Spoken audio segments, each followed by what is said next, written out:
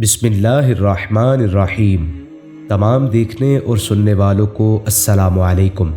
ناظرین، صحیح بخاری اور صحیح مسلم میں سیدنا ابو ہریرہ رضی اللہ تعالی عنہ سے مروی ہے کہ رسول اکرم صلی اللہ علیہ وآلہ وسلم نے ارشاد فرمایا، پوری تاریخ انسانی میں صرف 3 بچوں نے گہوارے میں گفتگو کی ہے۔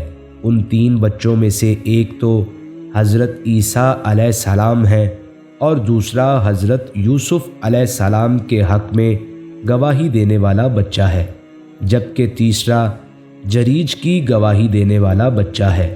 ایک اور روایت میں فرعون کی باندی کے بیٹے کے بولنے کا بھی ذکر ملتا ہے۔ ناظرین، جریج کے قصے کی تفصیل یہ ہے کہ جریج بنی اسرائیل میں ایک عابد و زاہد تھے۔ انہوں نے عبادت کے لیے آبادی سے باہر ایک جھونپڑی نما عبادت گاہ بنا لی تھی۔ ایک دن وہ عبادت میں مشغول تھے، ان کی والدہ ایک لمبی مسافت طے کر کے ان سے ملنے آئیں اور آواز دی، اے جریج۔ جریج نے اپنے دل میں کہا، یا الہی، میری ماں پکار رہی ہے اور میں اس وقت نماز میں مشغول ہوں، ماں کو جواب دوں یا نماز میں مشغول رہوں؟ بہرحال وہ اپنی ثواب دید کے مطابق نماز پڑھتے رہے اور ماں کو پکار کا جواب نہیں دیا۔ ماں واپس چلی گئی۔ دوسرے دن وہ پھر آئی، اس وقت بھی جریج نماز پڑھ رہے تھے۔ ماں نے آواز دی، اے جریج۔ جریج نے اپنے دل میں کہا، یا الہی، میں تیری عبادت میں مشغول ہوں، ادھر میری ماں مجھے پکار رہی ہے، میں کیا کروں؟ بہرحال اس کشمکش کے باوجود وہ نماز میں مشغول رہے۔ ماں واپس چلی گئی۔ تیسرے دن ماں پھر آئی، اس دن بھی جریج عبادت میں مشغول تھے۔ ماں نے آواز دی، بیٹا جریج۔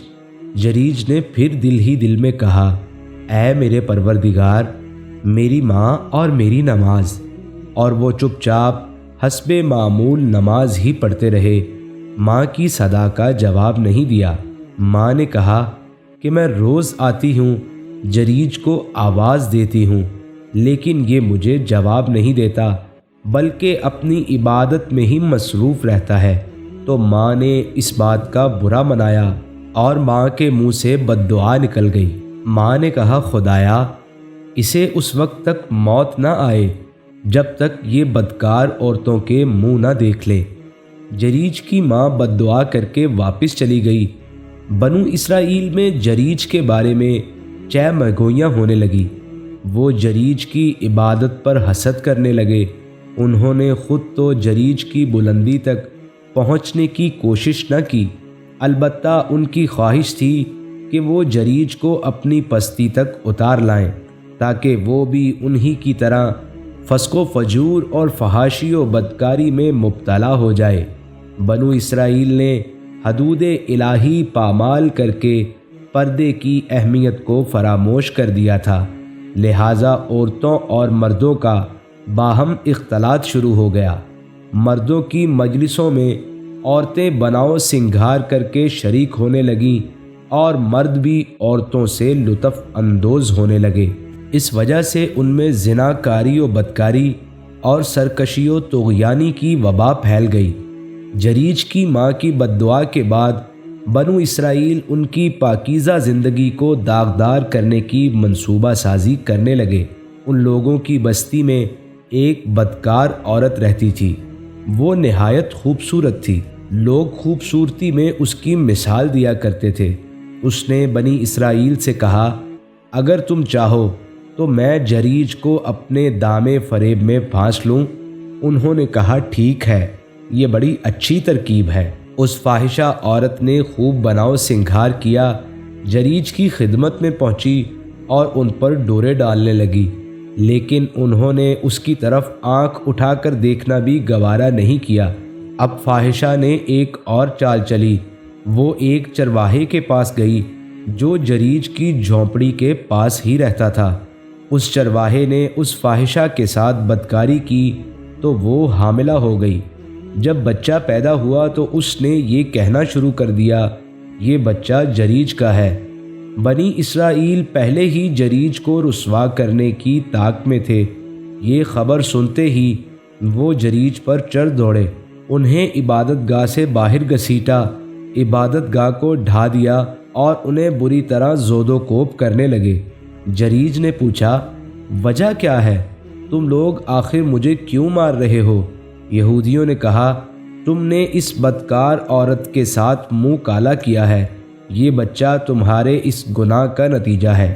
جریج نے کہا، ٹھہرو، اس بچے کو میرے پاس لاؤ۔ لوگ اس بچے کو ان کے پاس لائے۔ جریج نے کہا، مجھے نماز پڑھ لینے دو۔ وہ نماز پڑھ کر بچے کے پاس آئے اور اس کا پیٹ دبا کر پوچھا، بتا اے بچے، تیرا باپ کون ہے؟ خدا کی قدرت سے وہ شیرخوار بچہ بول اٹھا کہ اس کا باپ فلاں چرواہا ہے۔ بچے کی گفتگو سنتے ہی لوگ سخت نادم و پریشان ہوئے اور جریج کو بوسہ دینے لگے۔ جریج کی یہ کرامت دیکھ کر لوگ بہت شرمندہ ہوئے۔ لوگوں نے کہا، ہم آپ کی عبادت گاہ سونے کی بنا دیں گے۔ جریج نے کہا، نہیں، بلکہ مٹی سے ویسی ہی بنا دو جیسی یہ پہلے تھی۔ لوگوں نے جریج کی جھونپڑی پہلے ہی کی طرح بنا دی۔ ناظرین، اس واقعے سے معلوم ہوا کہ نیک عبادت گزار آدمی کی دعا خدائے بزرگ و برتر قبول فرماتے ہیں۔ یہ بھی پتہ چلا کہ آدمی جتنا بھی عبادت گزار ہو مگر والدین کو راضی رکھنا بے حد ضروری ہے، کیونکہ ان کی بد دعا اپنا اثر ضرور دکھاتی ہے۔ اس واقعے سے یہ بھی سبق ملتا ہے کہ والدین کے ساتھ حسن سلوک کرنا چاہیے اور ان کی بد دعا سے ہمیشہ بچنا چاہیے۔